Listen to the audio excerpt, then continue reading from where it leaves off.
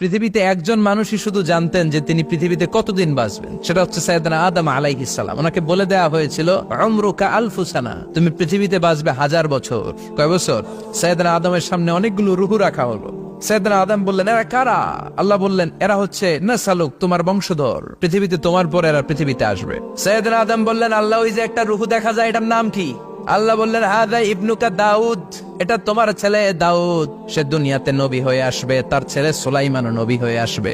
সাইয়েদনা আদম বললেন, মাবুদ, আমার ছেলে দাউদের কত বছর হায়াত আপনি দিয়েছেন? আল্লাহ বললেন, 40 সানা, মাত্র 40 বছর, 4 ইয়ার্স, 40 বছর তোমার ছেলেটা বাঁচবে। ও আল্লাহ, আমি বাঁচবো কয় বছর? তুমি বাঁচবে 1000 বছর। সুবহানাল্লাহ। সাইয়েদনা আদম বললেন, মাবুদ, এত ফুটফুটে সুন্দর আমার ছেলে দাউদ, মাত্র 40 বছর দিলেন কেন? জিদ মিন উমরিহি, বাড়ায়া দেন। সুপারিশ করতেছে পোলার লাইগা কে? বাবা। আল্লাহ আপনি বাড়ায়া দেন, আল্লাহকে বাড়ানো যাবে না। লেখা হয়ে গেছে, রুফিআতিল আকলাম ওয়া জাফফাতিস সুহুফ, কলম তুলে নেওয়া হয়েছে আর কালি শুকায় গেছে, আর কিছু করা যাবে? সাইয়েদনা আদম বললেন, মাবুদ, আমার 1000 বছর কেন দিলেন? আমার এই সুন্দর ফুটফুটে ছেলেটারে শুধুমাত্র 40 বছর কেন দিলেন? ও মাবুদ, আমার 1000 বছরের দরকার নাই, আমার 1000 বছর থেকে 60 বছর আমি আমার ছেলেরে দিয়ে দিলাম। দাউদ আলাইহিস সালাম বাঁচবে 40 বছর, তো বাপ আদম যদি আরো 60 দেয়, 40 আর 60 মিলে কত হয়? ভালো হিসাব বোঝে, 100। আর আদম আলাইহিস সালাম পেয়েছিলেন 1000 বছর, 60 কমে গেলে রইল কত?